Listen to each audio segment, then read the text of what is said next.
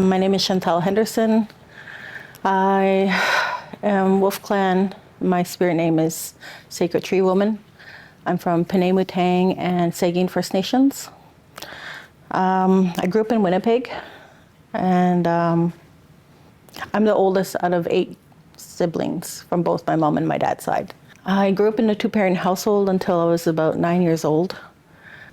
Being the oldest, I had a lot of responsibilities growing up, especially that amplified when my dad left. And so when I finally got pregnant at 13 with a man who was 26, it wasn't until I found I was pregnant I had to tell my mom. And then we had to, start going to the hospital. When they confirmed it, I had a nurse take me aside away from my mom and tried to convince me to abort my child. And she's like, "You got your whole life ahead of you." And I was like, no. I'm like, this is what I wanted. I want to have a baby. I want someone to love me unconditionally. And so I wasn't going to abort.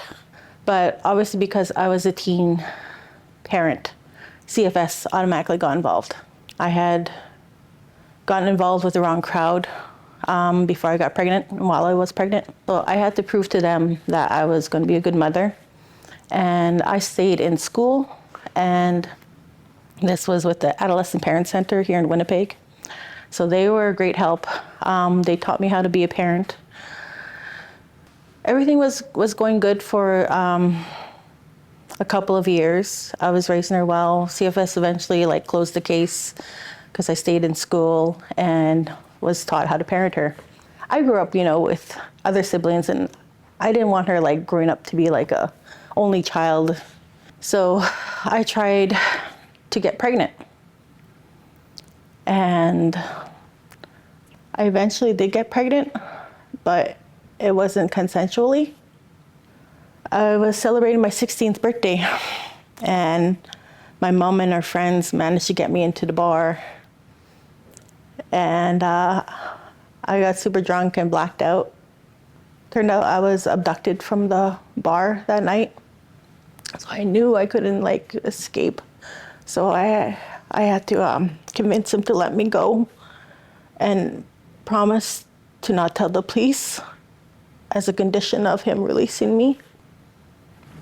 And so he did. And I went home. I was in severe pain. Turned out that I had an ectopic pregnancy, and the fallopian tube had burst, and I was bleeding internally, and the hospital didn't know that. And they only knew that I was pregnant when they tested my blood and my pee.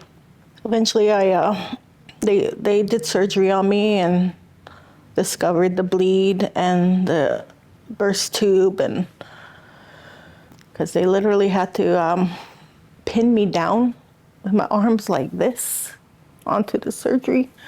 I was the whole time I was laying on the gurney in a fetal position because of the pain. Later on, they told me that because of the untreated chlamydia, I had scarring in my fallopian tubes, and that was why I got that ectopic pregnancy. And they said that there was a 3% chance that I would be able to get pregnant again with the other tube that was remaining. I wanted to prove the hospital that I could still get pregnant. And eventually I did. I did successfully get pregnant again. This time when I went to the hospital, when I started suffering pain again, I recognized the same internal bleeding type of pain. So I suspected I had another ectopic pregnancy. And I'm suspecting my tube burst, and I was internally bleeding again. And this time I was sent to women's.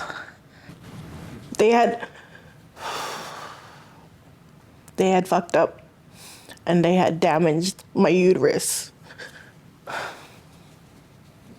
And they said they couldn't save my fallopian tube. And as a result of the damage to the uterus, they said that I couldn't get pregnant anymore. And because of the damage to the uterus, I would not be able to carry a pregnancy to term. And their response was like, we did everything we could, and that there was no negligence on their part.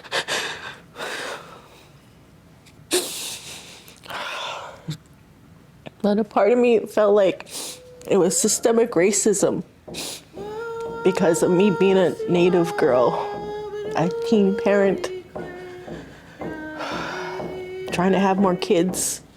I felt like they were trying to stop me. I think one of the things that I wasn't expecting to deal with after finding out I couldn't have children was the men I dated who wanted to have children. And I told them I couldn't.